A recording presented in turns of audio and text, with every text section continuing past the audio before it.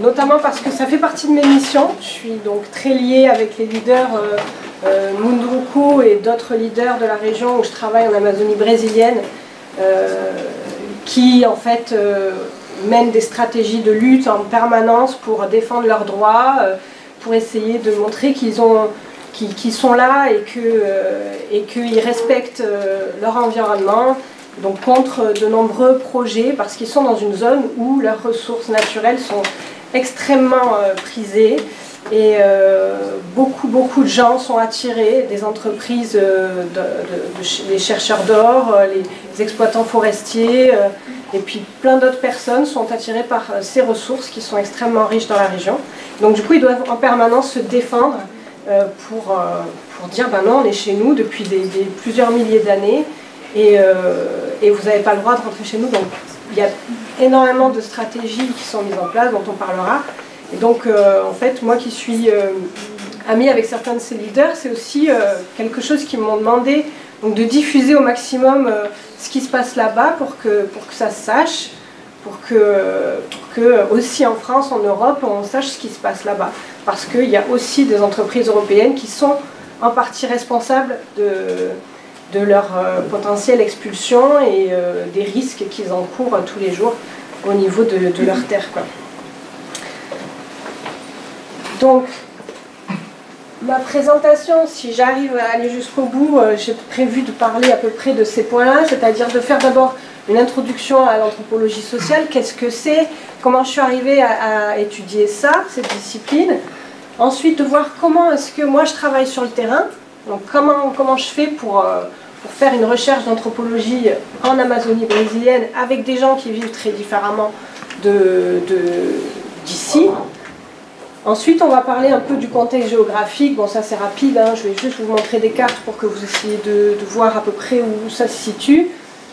Et présenter les Munduruku et leurs voisins libérinos, parce que je travaille aussi avec d'autres populations qui sont des populations métissées. Je parlerai un peu de comment elles sont arrivées dans la région, mais en fait avec lesquelles les Munduruku ont créé des alliances, parce que ce sont aussi des gens qui défendent leurs terres et qui vivent de manière durable, qui utilisent les ressources naturelles de manière durable, sans créer des phénomènes de déforestation, sans perturber les milieux écologiques, etc.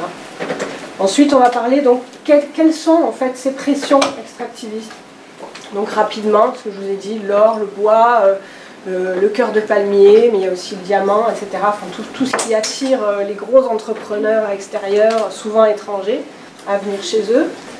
Et ensuite, on essaiera d'un peu de déconstruire l'idée que se font notamment les pays assez lointains de ce que c'est qu'un Indien d'Amazonie, parce qu'on a souvent l'image de ce qu'on peut appeler l'Indien décoratif, et c'est vrai que beaucoup de gens dans le gouvernement utilisent ça pour dire, voilà, aujourd'hui c'est plus des Indiens parce qu'ils utilisent des outils technologiques, parce qu'ils portent parfois des vêtements comme chez nous, etc. Donc en fait, l'image de l'Indien qui chasse essentiellement avec son arc et ses flèches, etc., c'est des images qu'on a envie de voir, qui sont souvent transmises encore aujourd'hui dans les médias. Mais je vais parler un peu de mon expérience et des différents reportages, des journalistes qui sont venus chez les Munduruku pour faire des documentaires, qui leur ont demandé de s'habiller comme ci, comme ça, et de faire ci et ça, pour qu'en fait cette image continue à être véhiculée, alors qu'en fait aujourd'hui c'est des stratèges politiques, ils font eux-mêmes leurs documentaires, il y en a certains qui sont formés au montage vidéo, enfin voilà, c'est une autre vision donc de population d'Amazonie. Ils chassent toujours, ils pêchent toujours, ils cultivent toujours leur manioc, ils se déplacent par des barques de type pirogue, mais ils sont entrés dans la modernité et ils ont aussi envie d'avoir accès à cette modernité, justement parce que ça leur permet de défendre leur territoire.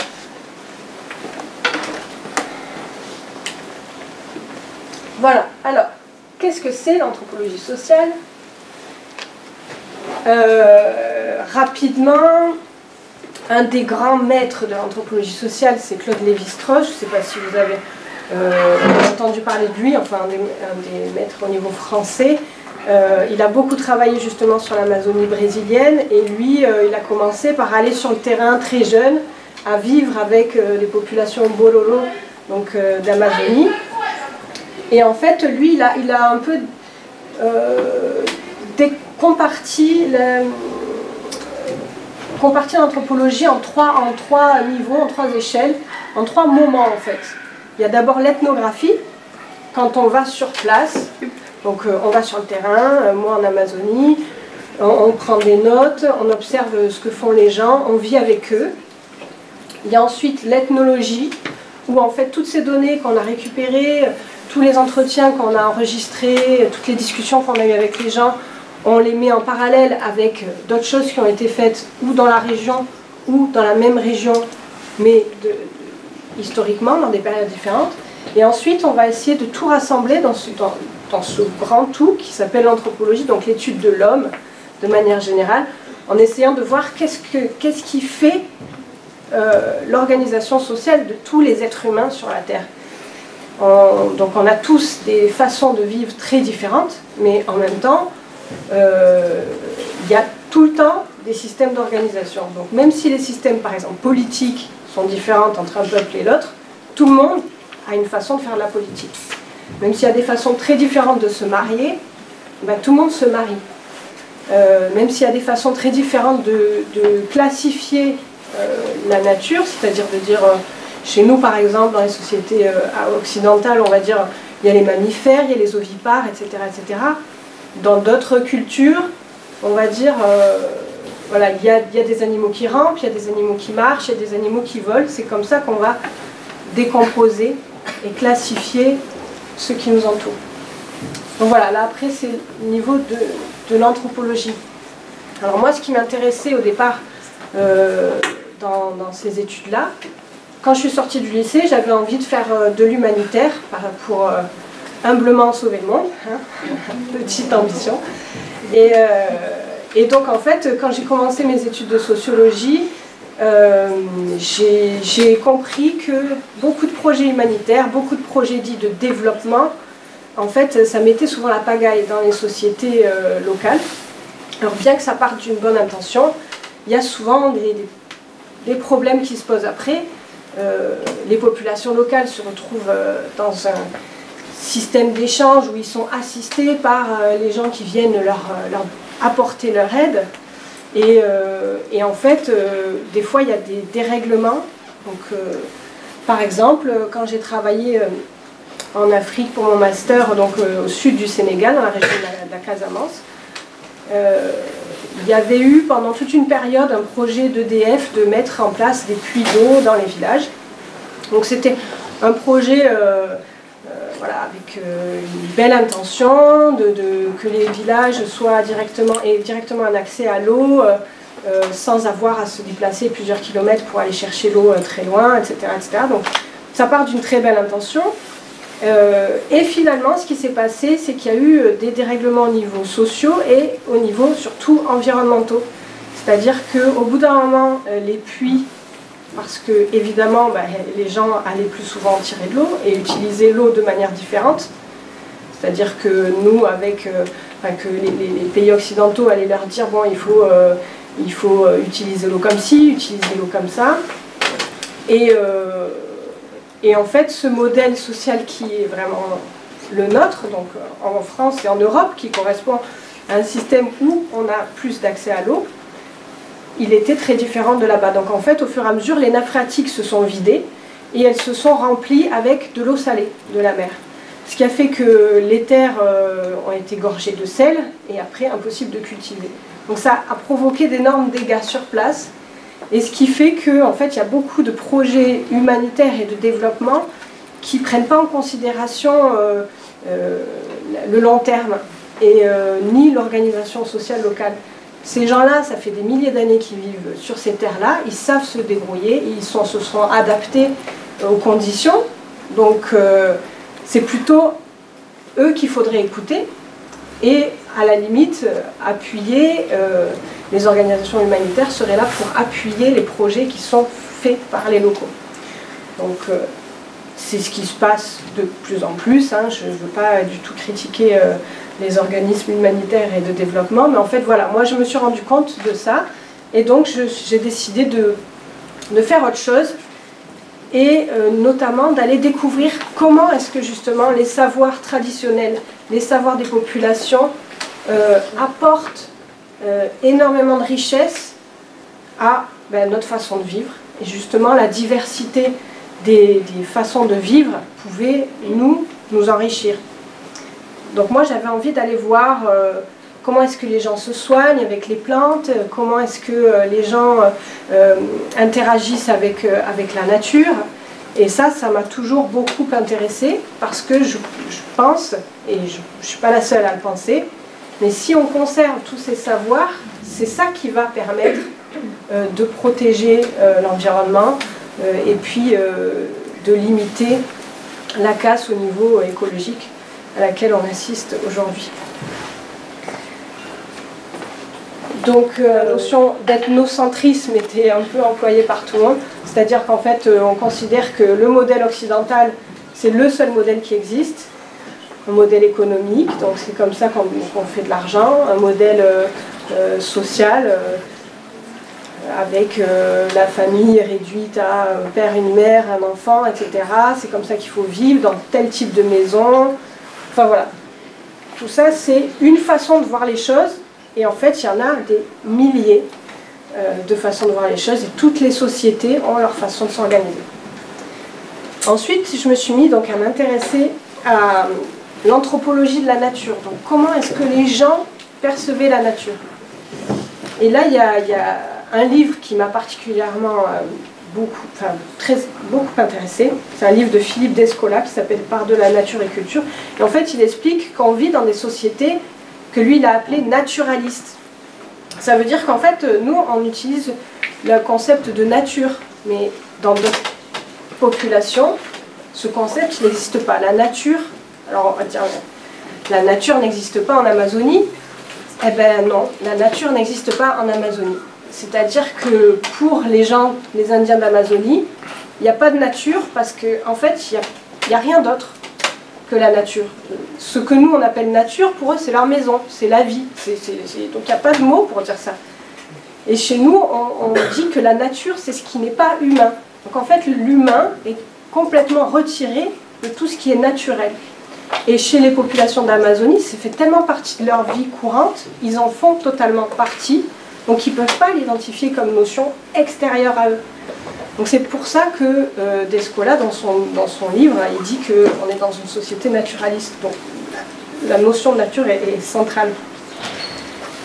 Et donc en fait ça montre bien quel rapport ces gens-là entretiennent avec leur environnement. C'est pas juste une forêt, ben c'est la maison. C'est pas un fleuve, ils considèrent comme le père ou la mère, et c'est là où ils font tout en fait. C'est la voie de communication, c'est par là qu'ils passent pour se déplacer, c'est là où ils vont laver le linge, c'est là où ils vont se laver eux-mêmes, où ils vont pêcher le poisson, enfin c'est toute leur vie en fait. Donc ils ne le considèrent pas comme un élément de la nature qui serait extérieur à eux. Donc moi ma méthodologie c'est quoi? C'est donc de ce qu'on appelle l'observation participante en anthropologie, et moi je l'appelle plutôt la participation observante, c'est-à-dire que je commence par participer, je participe donc aux activités quotidiennes, donc moi aussi je vais aller laver mon linge dans la rivière, je vais les aider à laver la vaisselle, à aller vider le poisson, à aller cultiver le manioc. Alors ouais, là il y a une faute de frappe, c'est agriculteur normalement, parce que j'ai aussi une formation en agriculture, donc je suis moi-même agricultrice et on peut échanger. Ce sont toutes des populations qui ont des parcelles agricoles, qui travaillent la terre. Donc là, j'ai pu moi rentrer en disant voilà, moi je fais comme ça chez moi, ou alors ah ben moi j'ai pas du tout cette plante-là. Et puis chacun a essayé de me donner des semences en me disant tiens ben, chez toi tu planteras ça, etc. Donc il y a vraiment un lien qui s'est fait avec les gens là-bas.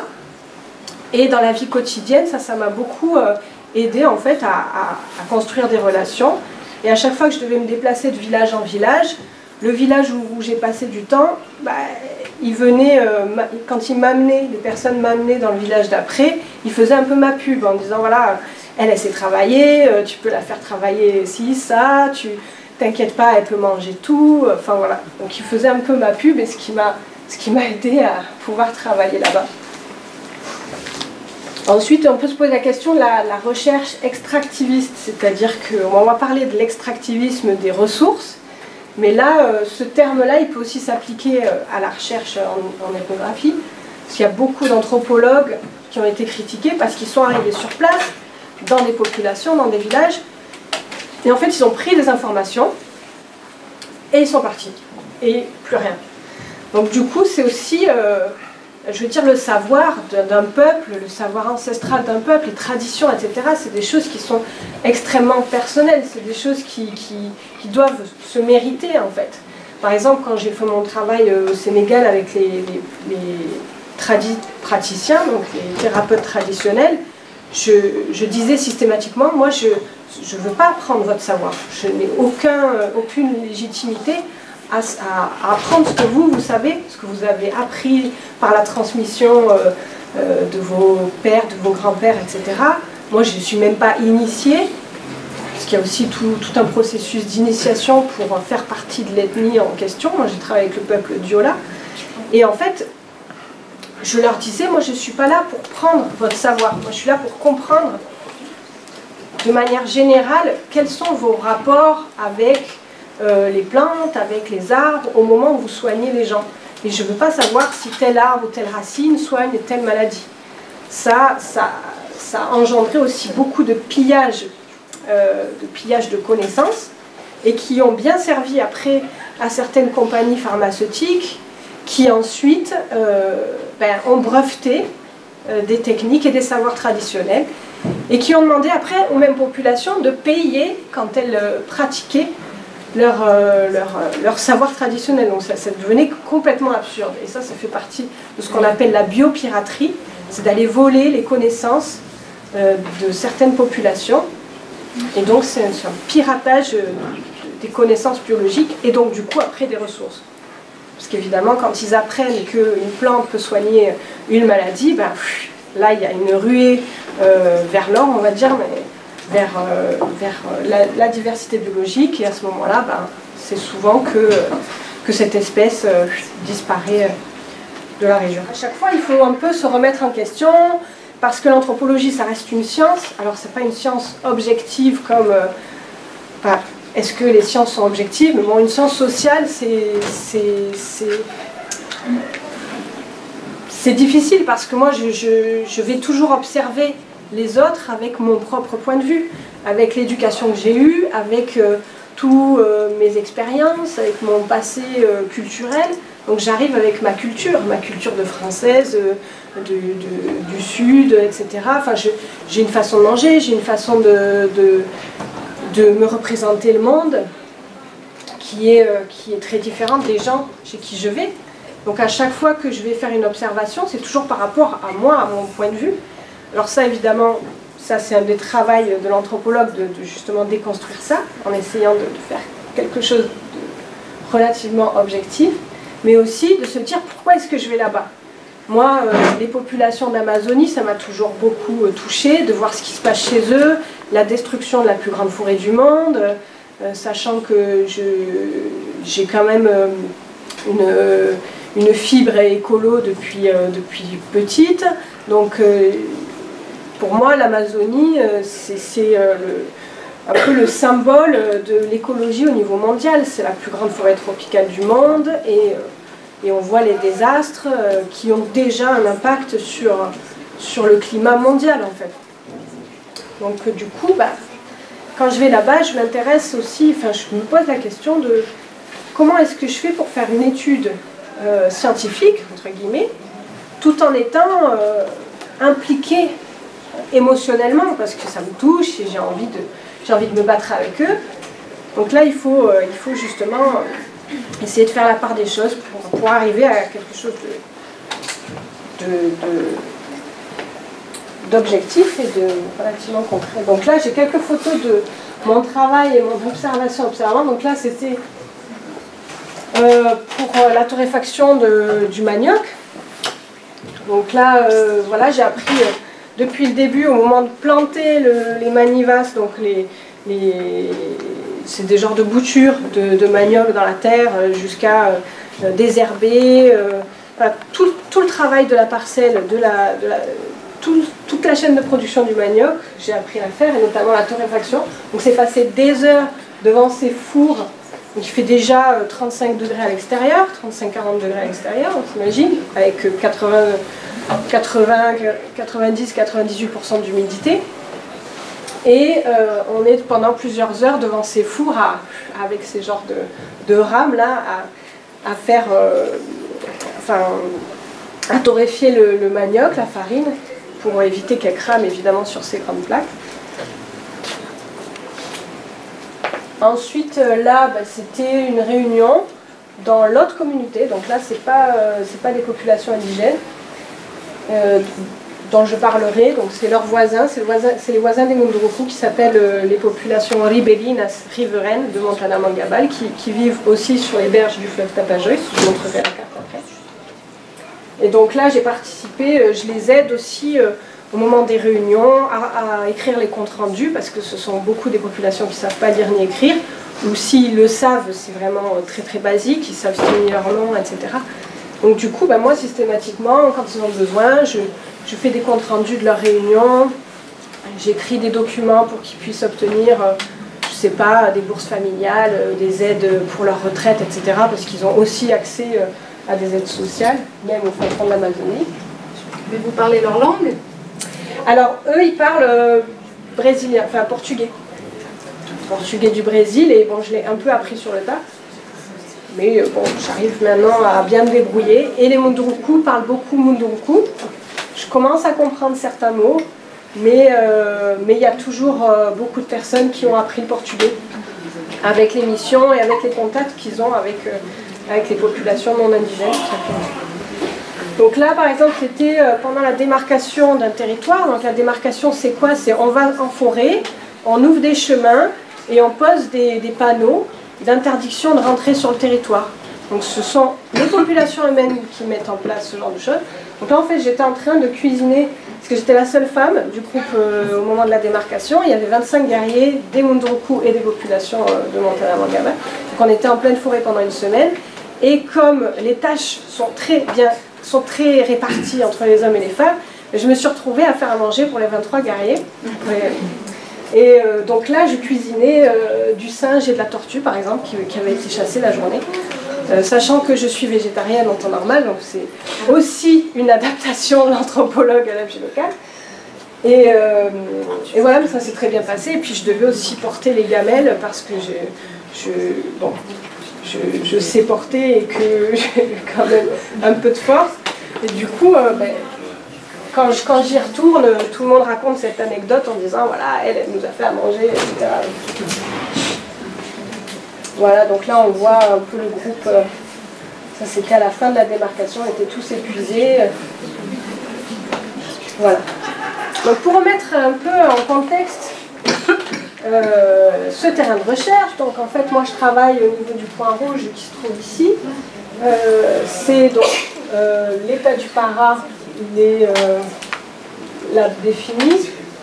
On a la ville de Belém, qui est la plus grande ville du Para, et la ville de Santarém. Là en fait c'est l'Amazone qui passe, le fleuve Amazone, et là un des principaux affluents qui est le fleuve Tapajós. Donc moi je travaille dans la région du moyen Tapajós, donc ce fleuve qui est immense. On ne s'imagine pas chez nous la Seine, etc. Pour eux c'est des petites rivières, quoi. Mais là le fleuve, il y a certains endroits où il fait 30 km de large. Donc vous imaginez, pour passer d'une berge à l'autre, c'est immense. On a du mal à se rendre compte avec... De toute façon la forêt c'est pareil. La forêt là-bas, on ne se rend pas compte à quel point c'est immense cette forêt amazonienne. Quand on la survole, on n'en voit pas le bout, et quand on est à côté, c'est une immensité. Donc c'est toujours très très très grand. Il faut savoir que l'Amazonie est plus grande que l'Europe entière, quoi. Donc, du coup ça fait quand même des sacrées distances. Donc on resserre un peu la carte. Donc moi je travaille dans ces petits territoires-là. D'un côté il y a la terre indigène d'Adjekapap Eipi des Munduruku, et de l'autre côté il y a la terre des populations riveraines de Montana Mangabal. Donc pour un rapide résumé de qui sont les uns et qui sont les autres. Les populations Munduruku, donc ce sont des indigènes. Indigènes, ça veut dire quoi? Ça veut dire ceux qui étaient sur place avant Christophe Colomb, avant l'arrivée des colons. C'est un peuple guerrier. Il est très connu pour être un guerrier. Et en fait, eux-mêmes ne s'appelaient pas avant les Munduruku, ils s'appelaient les Waijega. En fait, ça veut dire notre peuple. Aujourd'hui, ils s'appellent eux-mêmes les Munduruku, mais en fait, c'est un nom qui vient de l'extérieur, qui vient des Parintintin, un de leurs ennemis. Et en fait, ça signifie les fourmis de feu, qui fait référence à leur façon d'envahir d'autres territoires, enfin, la façon d'attaquer l'ennemi. Ils sont très nombreux et attaquent l'ennemi. Ils sont connus pour être anciennement, évidemment pas encore aujourd'hui, mais anciennement des chasseurs de têtes. Donc ils ramenaient des trophées, donc ils coupaient les têtes, ils les momifiaient entre guillemets et ils les ramenaient en trophée. Et donc du coup ils étaient très très craints dans la région, surtout des autres populations autour. Aujourd'hui, ils sont beaucoup plus pacifistes, mais ils ont encore certaines de leurs stratégies qui sont bien en place. Donc c'est loin d'être un peuple qui se laisse faire. C'est pour ça que même moi, au départ, je pensais pas du tout travailler avec eux, parce qu'ils disaient en gros, nous les chercheurs, on n'en veut pas. On sait qu'est-ce qu'ils vont dire après, on sait qu'ils peuvent venir et puis repartir et voilà, il ne se passe plus rien.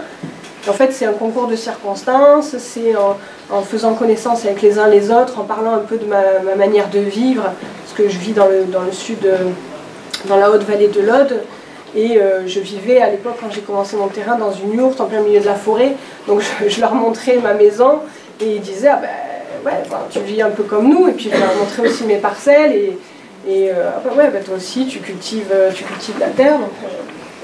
c'est comme ça que j'ai commencé à pouvoir visiter leur village et à travailler avec eux finalement. Et maintenant, je fais partie un peu de la famille, chacun m'accueille chez lui comme si je faisais partie de la famille, donc ça c'est super. Et de l'autre côté, les populations de Montana Mangaba, qui sont des populations en fait métissées. Pour beaucoup, leurs ascendants, donc leurs ancêtres, sont arrivés sur place avec la culture, l'extraction de l'EVA, qui sert à la production du caoutchouc, pendant la grande période du caoutchouc. Après, il y a eu l'extension de l'entreprise, des entreprises du pétrole, liées au pétrole, en pétrochimie. Et donc, du coup, l'industrie du caoutchouc, elle a beaucoup perdu de son ampleur, et une grande partie des gens sont partis. Mais il y a aussi certaines familles qui sont restées, notamment des familles qui s'étaient mariées avec des indigènes, notamment des femmes indigènes. Et donc elles leur ont appris à vivre sur place, à chasser, à pêcher, et à se soigner avec les plantes locales, etc. Donc c'est des gens qui, depuis 150 à 200 ans, vivent en plein milieu de l'Amazonie et ils vivent encore aujourd'hui de manière très similaire avec les Munduruku qui sont donc leurs voisins d'en face. Et au départ, il y avait un peu une relation conflictuelle. Les Munduruku les appelaient les Pariwats. Pariwats, ça veut dire ennemi en langue Munduruku. Et aujourd'hui, donc ça j'en reparlerai sûrement un peu après, ça arrive souvent qu'ils les nomment les Parenches, donc les parents. Parenches, c'est comme ça que les populations indigènes du Brésil nomment les autres indigènes, c'est-à-dire ils ont un même lien de sang, ils considèrent qu'ils sont parents.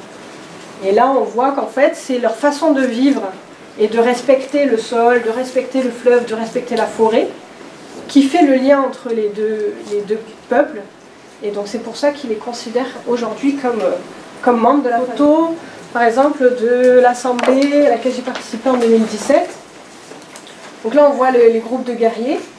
Donc on voit aussi un peu un mélange, ils ont des shorts modernes, et puis ils ont les arcs et les flèches, et les cocards sur la tête, donc cocard c'est la coiffe. Et ils ont aussi toujours les peintures corporelles. Les peintures corporelles c'est vraiment des éléments centraux dans la culture locale. À chaque fois qu'ils partent en guerre, entre guillemets, donc quand ils vont faire une action politique aujourd'hui, parce que c'est ça leur nouvelle guerre, ils arborent leur peinture corporelle. À chaque fois qu'il y a un rassemblement, une assemblée entre eux, ils se peignent aussi. Ils peignent aussi les gens qui sont avec eux. Donc moi j'ai souvent aussi des peintures quand je vais là-bas. Et les arcs et les flèches, ils ont quasiment tous les guerriers des arcs et des flèches. Très peu sont ceux qui continuent à chasser avec ça, parce qu'ils ont des carabines et ils chassent avec la carabine. C'est pas du tout ma façon de chasser que chez nous. C'est-à-dire que quand ils ont une carabine, ils chassent en général avec une seule balle, et c'est la bonne. Et ils chassent évidemment que ce qu'ils consomment. Donc c'est toujours dans le respect de la bête, etc. Et ils vont pas... ils y vont une fois par jour. Ils ne conservent pas les aliments parce qu'ils n'ont pas de frigo et de congélateur, évidemment. Il y en a qui font sécher la viande, mais c'est très rare. Donc en fait, ils chassent sur le moment, le jour même où ils ont besoin d'avoir à manger. Et pareil pour la pêche. Et ils se répartissent après la viande, notamment les gros animaux du type pécari. Pécari, c'est un genre de sanglier. Le tapir aussi, je ne sais pas si vous voyez un peu à quoi ça ressemble, c'est un genre de trompe. Ça ressemble à un genre de mini hippopotame, on va dire, avec la couleur, c'est gris et ça n'a pas de poils. Voilà. Donc, je vous ai déjà parlé de la population riveraine, les ribelinos, qui sont des populations métisses, et les Munduruku. Et en fait, ils ont créé une alliance en 2013 parce qu'il y a un énorme projet gouvernemental qui voulait fabriquer des barrages hydroélectriques chez eux, sur leur fleuve, et donc juste à côté de leur maison.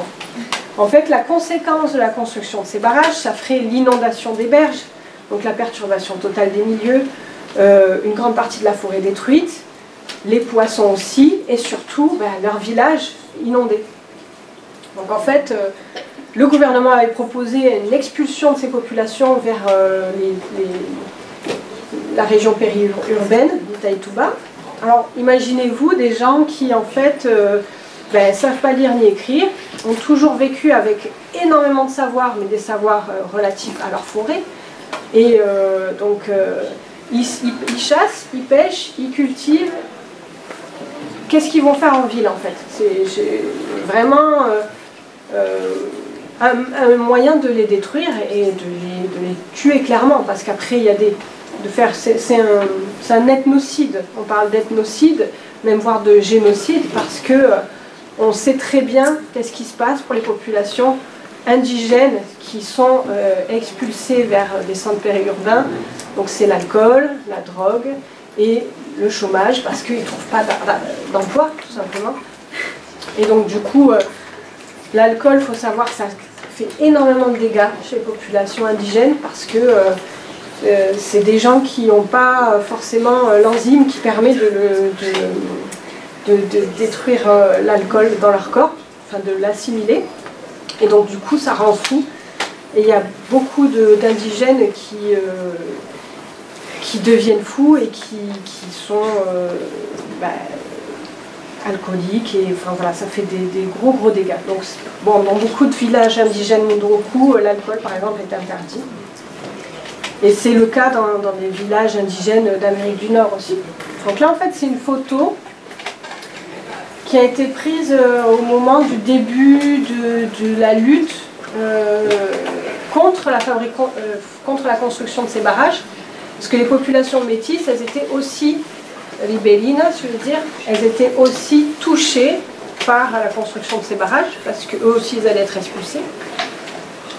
Et donc là on voit une petite fille Munduruku à droite et une petite fille des communautés Montana Mangabal, qui se donnent la main pour avancer ensemble contre le projet de ce barrage. Donc en fait là c'est le principe de créer des alliances, d'être unis et donc renforcer la lutte contre ces méga projets gouvernementaux. Donc ces projets en général, les gouvernements ne demandent pas leur avis aux populations locales évidemment, hein, parce que ce sont des pauvres, ils ne rapportent pas d'argent pour le gouvernement, donc en gros ils n'intéressent pas les politiques. Et donc c'est en général sont les derniers auxquels on demande leur avis. Alors qu'il y a une loi, il y a une constitution au Brésil, et il y a la Convention 169 de l'OIT, l'Organisme international du travail, qui a été ratifiée par le Brésil, et qui en fait oblige les gouvernements à aller consulter les populations avant la mise en place de ce type de projets qui vont impacter sur leur terre. Et en fait, le gouvernement, en général, il ne met pas du tout en place ce genre de processus et cette consultation. Et en fait, maintenant, ils connaissent leurs droits et ils les font valoir. Et c'est pour ça que ce projet de barrage, il a été mis à l'étude. Et donc il a été reconnu comme ayant un impact écologique énorme sur le fleuve, sur l'écosystème de cette région. Et donc du coup, il a été archivé. Il passe par le ministère public fédéral. Il a été archivé en 2016. C'est-à-dire qu'on l'a mis dans une boîte, on l'a rangé de côté, on a dit OK. Donc il n'y a pas, d'accord et il n'y a pas d'autorisation par les institutions environnementales pour la fabrication et la construction de ce barrage. Donc on le met de côté. Mais là, je ne sais pas si vous savez un peu ce qui se passe au Brésil, c'est que depuis le début de l'année 2019, il y a le gouvernement d'extrême droite qui est arrivé, avec comme président Jair Bolsonaro, qui est un ancien militaire. Et cet homme-là, pendant sa campagne électorale, il a toujours juré que c'en était fini pour les droits des peuples indigènes. Lui, il a dit depuis le début, il n'y aurait plus un hectare qui serait attribué aux indigènes, parce que les indigènes veulent rentrer dans la modernité, parce que les indigènes veulent aussi avoir gagné de l'argent avec l'or et le bois, etc. Donc en gros, il s'est opposé directement à ces peuples-là. Et donc, je ne sais plus où j'en étais. Donc voilà, là depuis 2019, il y a un retour, on commence à reparler de ce projet de barrage. Et il faut savoir qu'une entreprise qu'on connaît tous très bien, EDF, fait partie des principaux financeurs de ce projet. Et ça fait partie des 1% que chaque Français qui paye sa facture d'EDF donne à EDF pour ce que cette entreprise Énergie de France, Électricité de France, appelle l'énergie verte. Donc ce qu'on appelle l'énergie verte, l'énergie écologique, c'est en fait ce genre de projet de barrage qui vont en fait expulser beaucoup de populations de leur terre, etc. etc. Donc il faut faire attention aux termes qui sont employés, etc. Et puis aller voir un peu ce qu'il y a derrière les jolis mots, parce qu'on se sert beaucoup aujourd'hui de l'écologie et de l'environnement pour faire passer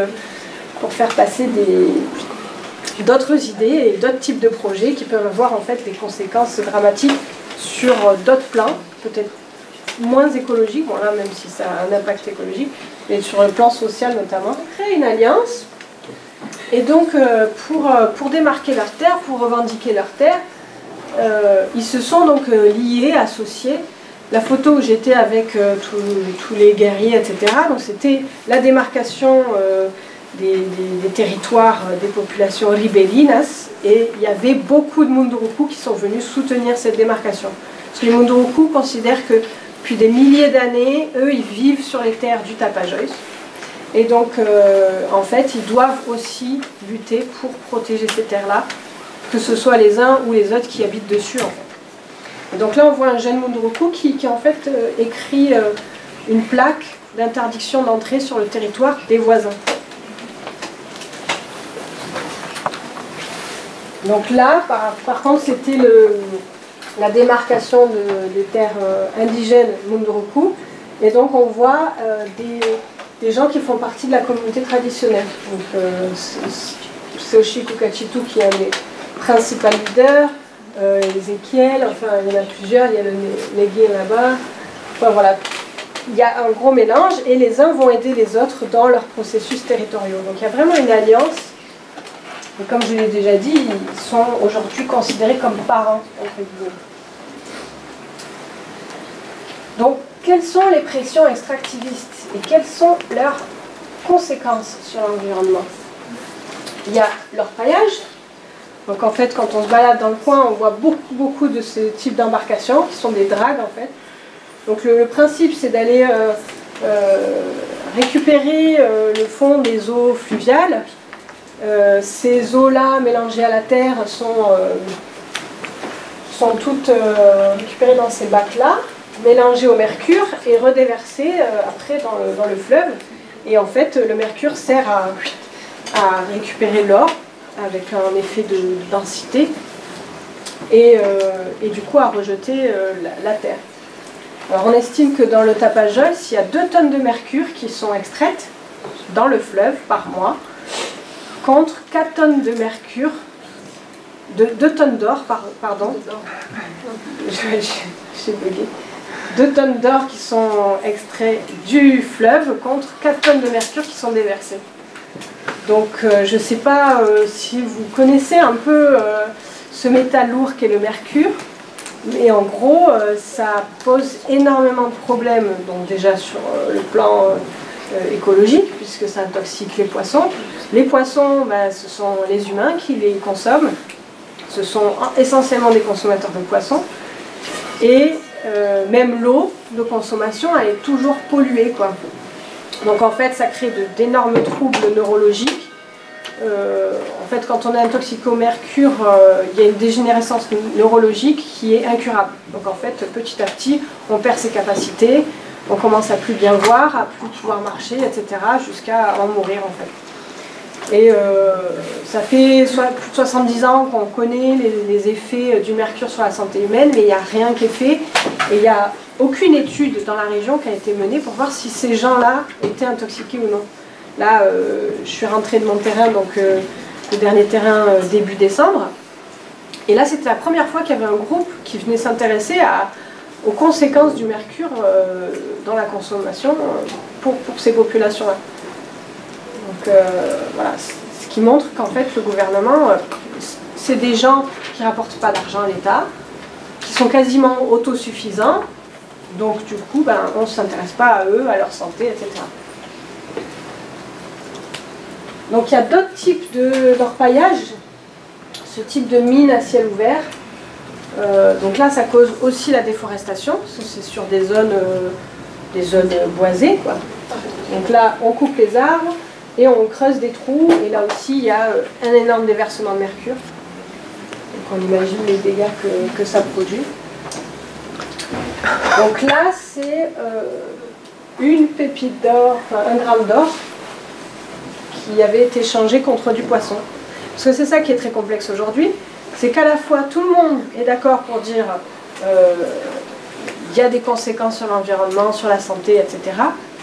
Mais à la fois, tout le monde me dit, oui, mais sans les orpailleurs, comment est-ce qu'on fait pour vivre en fait? Parce que nous, on ne peut pas vendre nos produits agricoles, et on a quand même des besoins. Ils ont de plus en plus de besoins en produits industriels. Ils consomment de plus en plus de sucre, de café, de riz, d'huile, de friture, etc., qui vient de la ville. Et du coup, ils ont besoin d'argent pour vivre. Et alors, les seuls qui leur achètent leurs produits, c'est souvent les orpailleurs qui vivent à proximité de leur maison. Donc c'est une situation très complexe. À la fois, ils sont contre l'orpaillage, mais à la fois, les activités d'orpaillage sont quasiment indispensables à la survie. Donc là, c'est de l'or qui a été échangé contre du poisson quand j'étais dans une famille. On a donc le bois. Ça, c'est un autre peuple, le peuple Borari, qui a des stratégies guerrières. En fait, eux, ils réquisitionnent tout simplement. Ils voient des gens passer avec des camions de bois qui a été coupé illégalement dans leur territoire. Ils arrêtent les camions, ils les prennent en photo, ils prennent les plaques d'immatriculation en photo. Donc c'est pour ça aussi que les téléphones et les appareils photo aujourd'hui sont des armes. Et ensuite, ils leur disent, voilà, vous posez tout ici, vous n'allez pas partir avec notre bois il est de chez nous. Et Et après, eux, ils vont expliquer, ils font des rencontres. C'est à cette occasion que je suis allée là-bas. Ils font des rencontres avec d'autres peuples pour leur expliquer comment ils font, eux, pour justement contrer les exploitants forestiers. Et je trouve ça assez fort, quoi, d'arriver et puis de dire non, non, mais vous passez pas, vous arrêtez votre camion, vous déchargez tout, c'est pas à vous, c'est à nous. Ils ont même pris une des maisons qu'avaient construit les exploitants forestiers dans leur territoire. On dit, ah ben vous voulez construire une maison, très bien, ben, c'est nous qui allons la prendre maintenant et ça va être notre maison pour faire la vigilance et pour voir s'il n'y a pas d'autres forestiers qui rentrent. Et ils ne se font pas tirer dessus? Et ils ne se font pas tirer dessus, parce qu'ils ont les appareils photo. Et du coup, tuer un Indien, c'est très risqué pour eux, parce que s'ils tuent des indigènes, en échange, le gouvernement, les institutions gouvernementales sont quasiment obligées de céder des terres à ces populations indigènes. Donc du coup, il y a toujours le risque de se faire attraper. Et là, en fait, ce sont des appareils photo qui ont été fournis par des associations. Et en fait, ces appareils photo ont des GPS et ont des accès aux satellites. Donc en fait, ils peuvent donner leur position de suite. Alors ça, c'est vraiment ce genre d'appareil photo qu'il faudrait à tout le monde là-bas pour éviter justement qu'ils puissent se faire tirer dessus. Donc ça arrive, qu'il y ait on verra en conclusion, qu'il y ait des leaders indigènes qui se fassent tirer dessus, mais c'est toujours des cas isolés, c'est jamais quand ils sont en groupe. Il y en a un qui est repéré comme étant un leader de la lutte et du coup il va chasser et puis il se prend une balle. Donc en général c'est toujours quand ils sont un peu isolés. Et il y a des peuples qui se font entièrement massacrer quand ils sont encore non contactés. Donc il y en a encore, il y en a très très peu, ce qu'on appelle les non contactés de l'Amazonie. Donc c'est des peuples qui ont toujours refusé d'avoir le contact avec les Blancs et les colons. Donc en gros, ils font tout pour ne pas avoir de contact. Ils savent très bien qu'il y a une civilisation derrière, mais ils savent aussi qu'il y a des dégâts qui peuvent être causés par cette civilisation. Donc du coup, ils font tout pour essayer de continuer à vivre comme ils le souhaitent.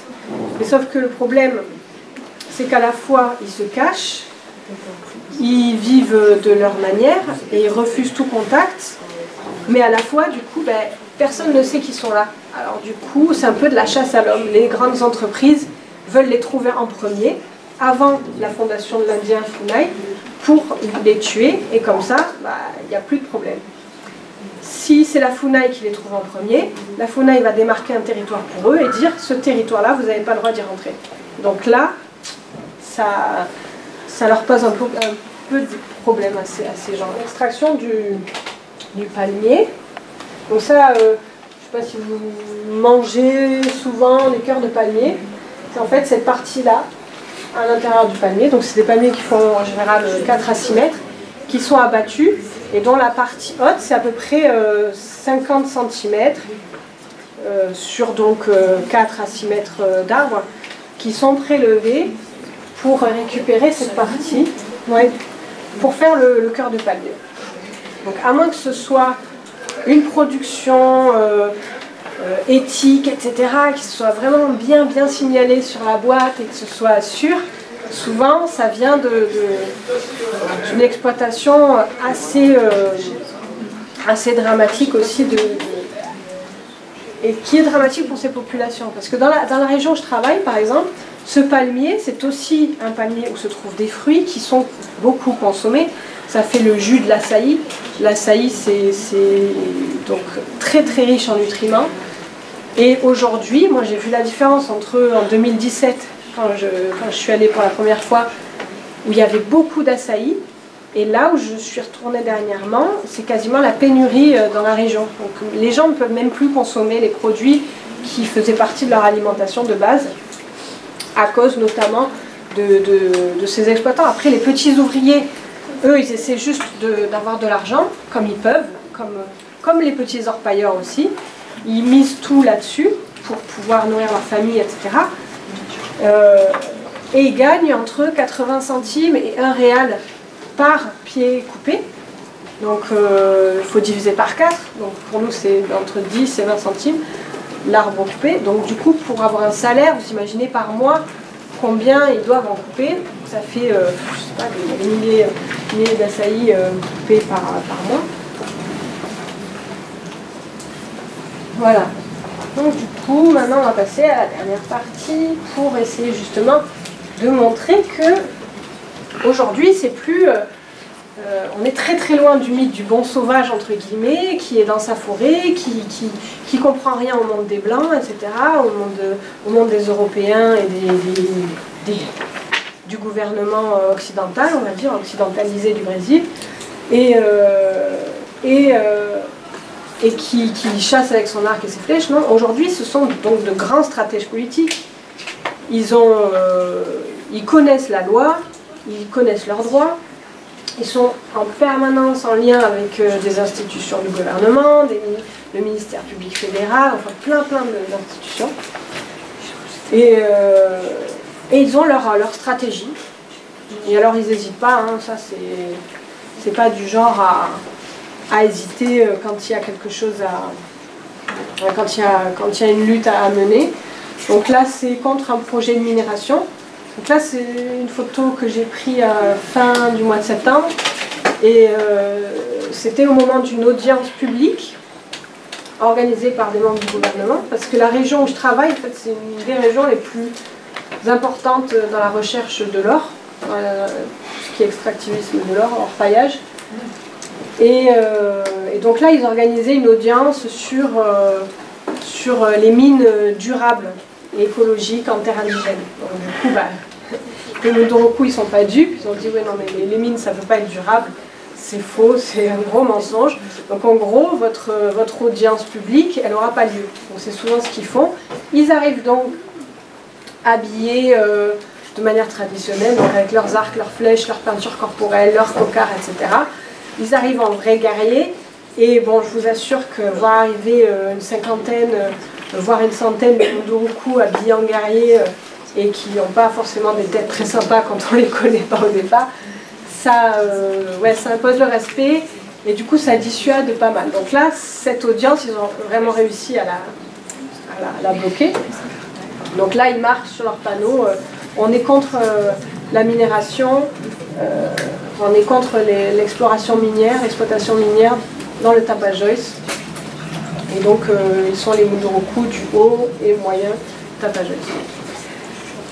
Et donc, cette fois-là, c'est là où j'ai remarqué que, effectivement, les relations avaient changé. Il y avait beaucoup plus de tensions depuis l'arrivée du nouveau gouvernement au pouvoir. Parce que pendant cette action-là, il y a des orpailleurs qui m'ont par exemple photographié, ce qui n'était jamais arrivé, et qui m'ont identifié comme membre d'ONG. Et après, des gens m'ont dit, bon, il faut mieux que tu fasses attention, parce que tu te balades toute seule, etc. Tu es toujours avec des leaders Mudoroku. Les gens ils ont commencé à savoir que tu es avec eux et que tu les défends. Donc, un accident est vite arrivé, une voiture qui roule trop vite à un moment donné. Enfin, c'est comme ça qu'ils font. Le Brésil, ça fait partie des pays où il y a le plus de militants écologiques qui sont tués par an. Et où ça arrive très souvent qu'on fasse disparaître quelqu'un. Enfin voilà, c'est assez fréquent. Donc là, j'ai vu qu'il y avait vraiment un changement quand même depuis quelques années. Et un renforcement de la colère des orpailleurs. Ils s'organisent, ils font des luttes. Et puis voilà, aujourd'hui... ils veulent que le gouvernement mette en place ce qu'il a dit, c'est-à-dire ouvrir les terres. Et donc le mois dernier, d'ailleurs, il y a un projet de loi qui a été signé disant « Ok, les terres indigènes sont ouvertes pour les entreprises minières. » En gros, allez-y, vous pouvez y aller, c'est libre, c'est ouvert. Déjà qu'ils étaient bien envahis chez eux. Ben là, le grand chef, le président carrément, a signé cet accord. Donc aujourd'hui, on va voir ce qui va se passer. Mais c'est clairement une guerre qui a été déclarée contre ces populations. Un peu du journalisme et de la corruption des images dont j'ai un peu parlé déjà avant. J'ai par exemple participé à un documentaire de la Discovery Channel et de la BBC, donc une des grandes chaînes anglaises. Et en fait, c'était assez marrant de voir de l'extérieur comment ça se passe pour les tournages. Ils doivent faire des choses un peu insensées pour eux. on leur demande de faire des trucs pour que ce soit beau à l'image. Et donc du coup, on leur demande d'arborer les peintures, etc. tout le temps, alors qu'en fait, ils les utilisent, ils se payent qu'à certains moments. Dans certaines occasions, on demande au cacique de porter sa cocarde tout le temps, alors qu'en fait, la majeure partie du temps, pour le soleil, c'est pas sa cocarde en plume de perroquet, c'est une casquette qu'il utilise. Et donc voilà, il y a une vraie transformation des images pour qu'on garde, nous les Européens, cette image de l'Indien d'Amazonie à venir aider, à aller protéger, etc. Alors qu'en fait, ça fait partie des stratégies politiques aussi, des Amérindiens, mais ce sont des objets rituels qui sont utilisés à certaines occasions, et donc du coup ces images-là ne relatent pas la réalité locale. Et en fait, là par exemple, pour ce documentaire, on a demandé à un des leaders de cacher le GPS qu'il avait dans sa poche. Alors qu'en fait, le GPS, c'est vraiment un outil qui est utilisé pour la défense du territoire et qui pourrait au contraire être valorisé. Et là, du coup, on lui a dit « Ah non, non, mais ça fait trop moderne. » Alors, il a rigolé, il a dit « Ah ben ouais, d'accord, je comprends. » Enfin bon, et du coup, il a vraiment caché ce GPS qu'il avait dans la poche, mais du coup, ça peut paraître quand même assez absurde. Mais ça fait partie aussi des stratégies. Mais en même temps, c'est important de savoir qu'aujourd'hui, c'est pas parce qu'ils ont accès à des téléphones portables, il n'y a pas de connexion au milieu de l'Amazonie, on est d'accord, hein, mais ils l'utilisent plutôt pour aller prendre des photos. Ils ont des groupes électrogènes qu'ils allument le soir pour avoir un peu de lumière, donc du coup ils peuvent les recharger. Ils prennent des photos, des vidéos, puis ils écoutent de la musique. Ils écoutent du rap, ils écoutent tous les types de musique. Les jeunes aujourd'hui, ils ont des styles, moi j'adore leur style, ils se teignent les cheveux, enfin voilà, les jeunes Munduruku, ils ont beau vivre en forêt, pêcher, chasser, monter à des arbres, construire des maisons en 3 minutes, etc. Enfin, ils ont exactement les mêmes pratiques que les Indiens d'avant, mais voilà, c'est une société dynamique, comme en fait toutes les sociétés du monde. Il n'y en a pas qui restent figées dans une tradition qu'on aimerait bien conserver. Je ne sais pas pourquoi, parce que c'est romantique, que c'est beau, que ça fait joli. Donc en fait, aujourd'hui, les Munduruku, ils font eux-mêmes leurs documentaires. Donc là, on voit Mamir, une amie qui est donc habillée en tenue traditionnelle et qui porte et qui fait son film. Donc ils font aujourd'hui des documentaires, des films très très bien montés. Et d'ailleurs, si vous voulez aller voir, ils ont une chaîne YouTube, c'est le collectif Munduruku audiovisuel. Donc, et là, il y a les reportages sur leur propre culture. Comment est-ce qu'ils veulent montrer au monde qui ils sont, comment est-ce qu'ils mangent, comment est-ce qu'ils consomment, pourquoi est-ce que les panneaux solaires, c'est important chez eux, etc. Enfin, ils expliquent beaucoup de choses, mais selon comment eux, ils ont envie de l'exprimer et l'expliquer. Et autant, ils parlent aussi de cérémonies traditionnelles ou de pratiques traditionnelles. Eux, c'était un peuple guerrier, donc connu pour couper des têtes. Et donc là, on voit un panneau d'entrée dans le territoire où est représenté Kaludaibi, c'est le premier guerrier dans la mythologie Munduruku. Et donc du coup, il a une tête sur une lance. Et en fait, c'est encore aujourd'hui un des symboles très très forts des Munduruku. Et dans les communiqués qu'ils donnent pour le gouvernement, ils disent souvent s'il faut encore couper des têtes aujourd'hui, on est prêt à recouper des têtes aujourd'hui, mais ça ne sera pas des ennemis des autres indigènes, ça sera des membres du gouvernement. Donc, du coup, ils sont très sérieux quand ils disent ça. Et c'est un moyen de dire nous, on n'a pas changé, on est toujours des guerriers. Et d'ailleurs, moi, tous les leaders, tous les caciques, tous les chefs de village me disent mais en fait, nous, on fait partie des peuples qui ne perdent jamais une bataille. Donc nous, les Munduruku, on n'a jamais perdu une bataille. Et c'est vrai que pour l'instant, ils ont perdu très peu de batailles. Même le méga barrage du Tapajós, qui aurait dû être construit, il n'a pas été construit. Il a été archivé et c'est la seule fois où au Brésil ça arrive, où un peuple indigène réussit à arrêter la construction d'un barrage. Donc ça donne quand même de l'espoir. De toute façon, c'est un peuple qui ne reculera devant rien. Ils sont prêts à mourir pour leur terre, parce que c'est leur maison. Et ils me disent souvent que, en fait, ce sont les seuls à entendre les esprits de la forêt, et la mission qu'ils ont, c'est donc de protéger le fleuve et la forêt. Et comme ce sont les seuls à entendre le message que veulent leur transmettre les esprits, c'est à eux que revienne cette mission-là.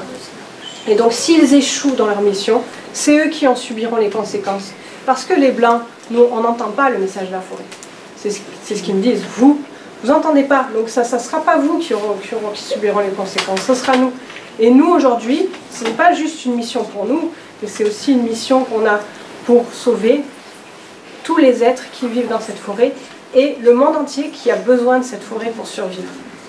Ils ont conscience qu'aujourd'hui, l'Amazonie est fondamentale pour le monde entier, et donc qu'ils ne luttent pas seulement pour eux, mais pour l'ensemble de l'humanité. Et ça, je trouve ça très fort. Donc on voit que la tête, là c'était l'ancien président Temer, toujours sur la banderole, on fait comprendre que oui, on était des chasseurs de tête avant, on peut très bien le redevenir. Donc il vaudrait mieux, pour votre intérêt, on est de plus en plus nombreux en plus, ça c'est vrai, les Munduruku sont de plus en plus nombreux. Il y a eu une baisse de la population et maintenant il y a une augmentation. Et du coup, vaut mieux nous écouter parce qu'on sait se battre. Et on n'arrêtera pas notre lutte. Merci pour votre attention. Et Sawe, comme disent les Munduruku. Marianne me demande donc si j'ai eu vraiment à un moment donné des difficultés au niveau d'un genre de choc culturel qu'il y aurait eu quand je suis arrivée sur place. Moi, de mon point de vue, personnellement, pas vraiment, parce que j'avais l'habitude de vivre un peu comme ça déjà. De vivre un peu comme ça, je vis très différemment qu'eux, mais disons que pour me chauffer, je dois aller chercher le bois, etc. Je dois aller chercher l'eau aussi, parce qu'à l'époque, je vivais dans un endroit où il n'y avait pas l'eau.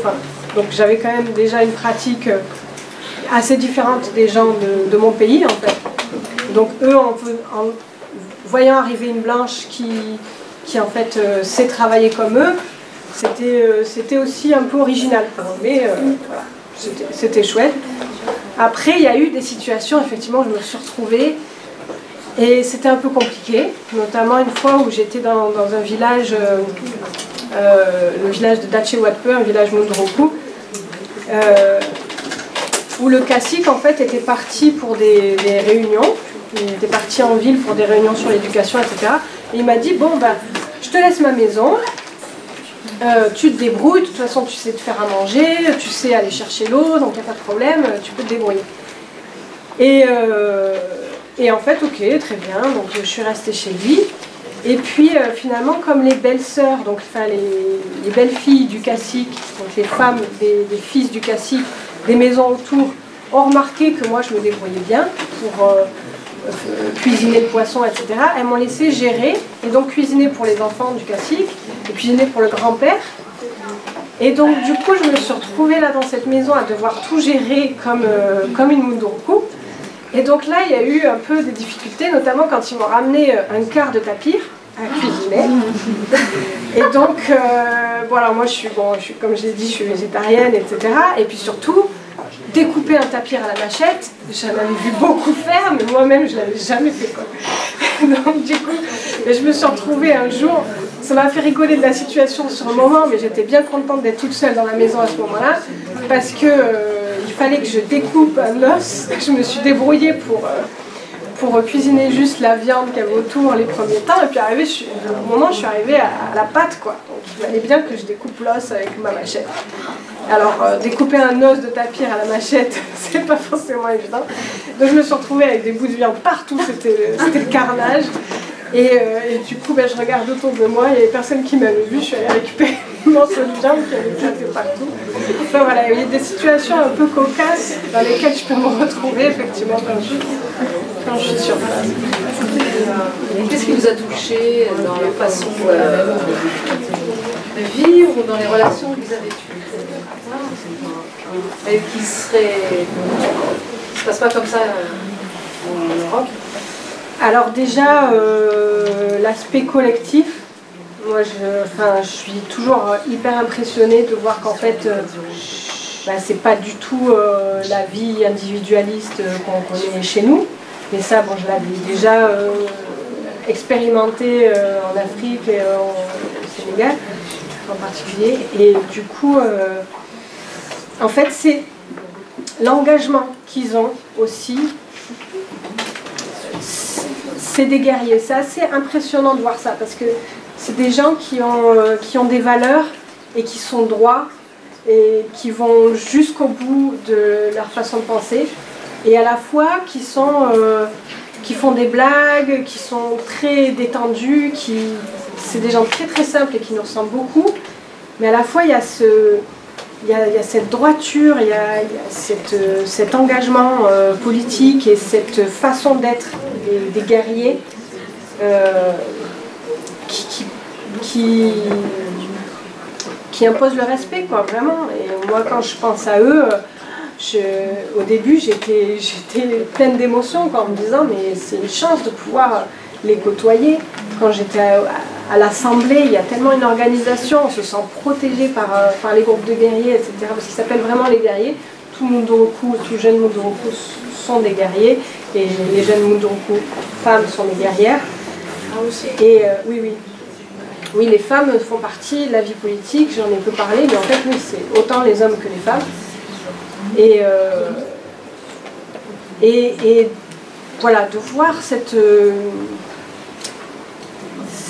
droiture, je ne sais pas comment dire autrement, ça m'a beaucoup touchée, et leur implication et la façon qu'ils ont d'ouvrir leurs portes aussi aux autres, des gens qui sont pas leurs parents, mais qu'ils appellent leurs parents aujourd'hui, qui considèrent qu'ils vivent sur des territoires qui leur appartenaient historiquement.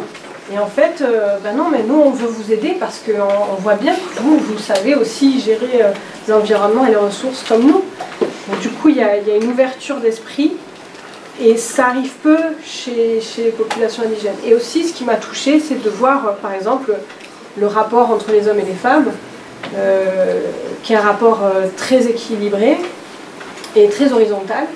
Il y a une vraie définition des tâches ménagères et des tâches de tous les jours, mais les hommes s'impliquent beaucoup dans l'éducation de leurs enfants, ils sont très proches de leurs femmes, ils discutent beaucoup ensemble, il n'y a pas de monde séparé comme j'ai pu le voir dans certaines autres sociétés où c'était beaucoup plus divisé, et les femmes sont très écoutées aussi, font partie de la vie politique, il y a beaucoup de leaders femmes aussi.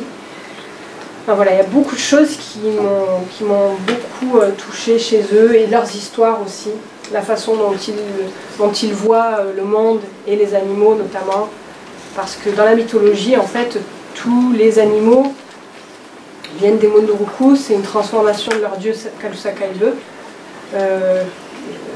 des Munduruku en pécari, des Munduruku en oiseaux, en poissons, etc. Donc en fait, tous les animaux sont des parents. Donc en fait, ils font partie d'une même famille. Et ça marque aussi leur façon de voir les choses et leur entourage, quoi. Au départ, comment tu prends contact avec eux? Comment ça se passe? Ouf, alors... j'avais un contact, j'avais travaillé pendant 10 ans avec eux, que j'avais commencé à contacter à la fin de ma licence.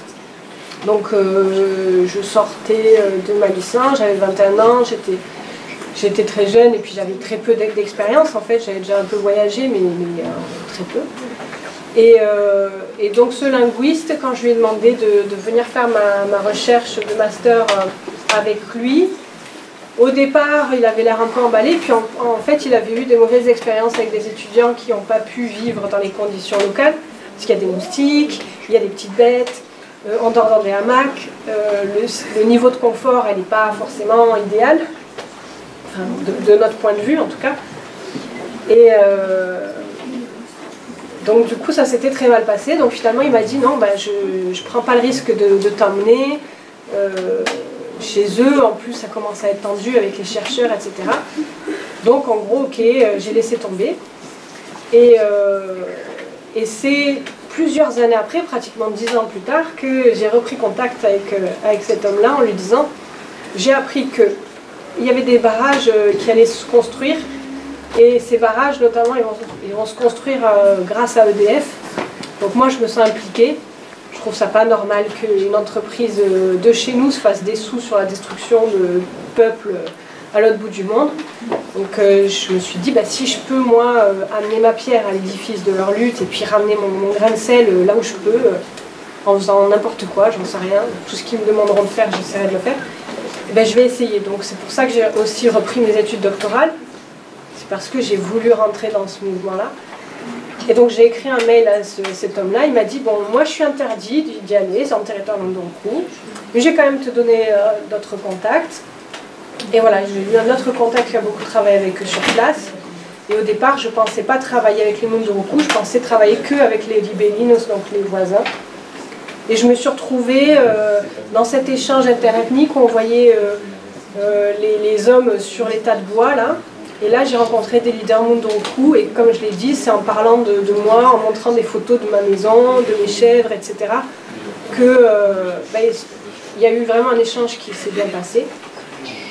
Et là, je leur ai demandé, comme ça, l'air de rien, est-ce que ce serait possible que je vienne dans un de vos villages pour vous visiter? Ah ben ouais, il n'y a pas de problème. Alors, il y a tout un processus avant d'aller en village indigène, en terre indigène. Il faut demander l'accord à la FUNAI, Fondation de l'Indien, il faut demander l'accord à des organismes indigènes, donc des associations indigènes, et l'accord, le dernier accord, mais le plus important, c'est l'accord du cacique, des chefs de village. Il faut bien expliquer pourquoi on vient sur place, quel est notre intérêt. Et donc en fait, c'est en comprenant que moi, mon intérêt, c'est de justement participer à leur lutte. Pas vraiment, finalement, la recherche en anthropologie, c'était un biais par lequel je pouvais passer, et puis c'est une discipline qui me passionne aussi. Mais finalement, c'était pas ça le principal. Donc du coup, ils ont commencé à m'accueillir. J'avais pas eu encore l'accord du cacique, et je l'ai rencontré à une autre occasion, et je lui ai dit, bon, alors j'ai besoin de votre accord pour venir au village. Il m'a dit, mais oui, mais je savais, mon fils il m'en a parlé, on t'attendait, on pensait que tu étais déjà rentré dans ton pays. Bon, bah super. Donc du coup, je suis allée chez lui, et puis après, voilà, je suis allée dans tous les autres villages, et puis ça fait 4 ans que je suis en contact avec eux, et maintenant, je suis toujours en contact, parce qu'il y en a beaucoup qui ont le portable et WhatsApp, donc ça c'est chouette de pouvoir continuer à savoir ce qui se passe. Et du coup, comme on est très amis, ils m'envoient toujours des photos des différentes rencontres qu'ils font là-bas. Alors, c'est vraiment des petites actions sur place, c'est-à-dire que pour la démarcation, je vais faire une récolte de fonds, pour qu'ils puissent avoir de l'argent pour faire venir tous les Munduruku à une assemblée, à un regroupement. Je vais essayer de traduire des communiqués en français pour pouvoir les diffuser dans les médias. Comme je l'ai dit, il y a certaines réunions où je fais juste des comptes rendus. Moi je suis utile parce que je sais lire, je sais écrire, je sais un peu parler comme les institutions parlent. Donc utiliser des mots qui sont compris par le monde institutionnel, auxquels ils n'ont pas forcément accès. Et puis après, mener une recherche sur les impacts bénéfiques au niveau environnemental que leur tradition apporte en fait dans leur écosystème. Ça aussi, ça pourra être un outil scientifique qui pourra leur servir, parce qu'en fait, aujourd'hui, les gouvernements et toutes les institutions, ils ont besoin d'avoir des scientifiques et des gens diplômés pour venir dire que il y a tout intérêt à les laisser chez eux, quoi. Bon voilà, après pour les actions, je suis allée, enfin voilà, c'est vraiment sur place, on est là, on dit ok, vous avez besoin de moi, oui, il faudrait aller imprimer tel ou tel document, il faudrait que tu nous aides à écrire ça, machin, enfin. Voilà, on est là toujours pour tout ce qu'ils demandent eux, parce que moi j'estime que j'ai pas du tout, eux c'est des grands stratèges encore une fois, c'est des guerriers, ils savent très bien ce qu'ils font. Moi, je vais pas leur dire ah, vous devriez faire ci ou ça. Non, au moment où ils ont besoin de moi, ils me disent bon ben voilà, il faudrait que tu fasses ci, tu fasses ça. Ok, je fais. Voilà. Donc c'est à petite échelle par rapport à eux. Moi, je fais rien, mais bon voilà, c'est juste un petit grain de sable. Ben, j'ai rencontré une nouvelle famille, une famille de cœur. Je me suis beaucoup inspirée de leur lutte, quoi, et puis ça apporte beaucoup d'espoir pour l'avenir, parce que quand on voit des gens qui se battent comme ça et puis qui ne perdent jamais espoir, eux, ben, du coup, nous, pourquoi est-ce qu'on perdrait espoir? Ça m'a fait découvrir un mode de vie, et puis ça m'a beaucoup appris, même sur le plan du travail agricole. Maintenant, je sais découper un tapis à la machette. Enfin, voilà, au niveau autant pratique que des liens que j'ai pu créer avec les gens là-bas, c'est surtout ça que ça a créé. Ouais. Je me demandais si vous avez de l'argent ou si ça fonctionne juste par troc. Ils vont acheter des produits dans la ville, quand au moment où ils vont aller chercher leur bourse familiale, ils appellent ça la bourse familiale, c'est en gros les allocations familiales chez nous, quoi. Et puis ils en profitent avec cet argent-là pour aller acheter certains produits du type riz, comme je l'ai dit, sucre, etc. Donc là ils utilisent de l'argent. Après entre eux c'est souvent du troc. Et il n'y a même pas vraiment, dans les communautés Munduruku, il n'y a même pas vraiment de troc en fait. C'est juste de l'échange. C'est-à-dire qu'il y en a un qui va chasser et il partage. C'est la base. Mais il n'attend pas forcément quelque chose en échange à ce moment-là. C'est juste, si toutes les femmes qui participent au dépeçage de la bête et quand il la vide, etc., elles ont le droit à chacun leur morceau de viande. Et puis le jour où il y en a un qui a plus de feu, enfin qui n'a pas le temps de se faire à manger, il y a toujours un membre de la famille qui vient lui apporter une gamelle, etc. Et entre les populations voisines, ils s'échangent aussi des pieds de manioc, des arbres, etc. Et j'ai jamais vu d'échange d'argent en fait. C'est souvent des échanges de services qui sont officieux, donc du coup ça passe pas par un échange direct, mais il garde en tête que lui il m'a donné des pieds de manioc à un moment donné. Donc s'il a envie de venir dans le village pour me prendre des pieds d'açaï ou de banane, etc. un jour, il sait qu'il pourra, quoi. Il y a toujours, c'est très ouvert et c'est beaucoup tourné sur l'invitation et le don contre don, mais pas direct et immédiat. Si vous avez peur, parce que vous avez parlé des dangers en tant que chercheur. Ouais, il y a des moments où c'est pas forcément très confortable, où on sent que les gens nous regardent bizarrement, etc. Moi, cette fois-là, ils m'ont dit clairement de ne pas aller dans une maison qui était en fait considérée la dame comme ma grand-mère. Elle m'avait appris à aller pêcher le piranha, elle m'avait appris plein de trucs. Et donc là, je ne pouvais pas y aller parce que son fils se baladait avec une arme et puis il menaçait tout le monde. Il était devenu un peu fou, quoi. Et il commençait à vendre des terres publiques, ce qui est complètement illégal. Donc là, on m'a dit non, il ne faut pas que tu ailles là-bas. Donc moi, j'étais enceinte déjà quand j'étais. Donc du coup, j'ai fait bon, cette fois, je ne vais pas prendre de risques. Et puis il y a eu une fois aussi où je suis partie avec un décacique en forêt et il m'a dit il faudrait prendre des photos des exploitants forestiers. Et en fait, en général, ces gens-là, ils sont toujours armés. Et si on est un ou deux à être à côté, ils sont assez menaçants. En fait, je me suis jamais retrouvée dans une situation où vraiment j'étais en danger, où les gens étaient armés en face de moi, etc. Par contre, ouais, il y a eu des moments où c'était un peu tendu, quoi.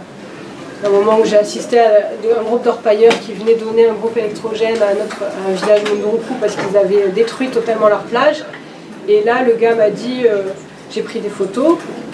Là, le gars m'a dit ah oui, vous baladez seul, c'est quand même dangereux, hein, faut faire attention, c'est dangereux de se balader seul dans le coin et tout. Puis j'ai répondu non, mais je suis pas seule, hein. Je veux dire, il y a tous les guerriers là qui sont derrière moi.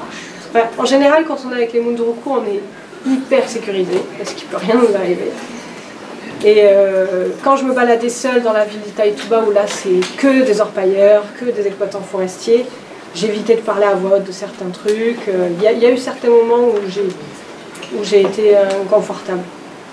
Mais bon, ça fait partie du truc aussi, quoi. Merci.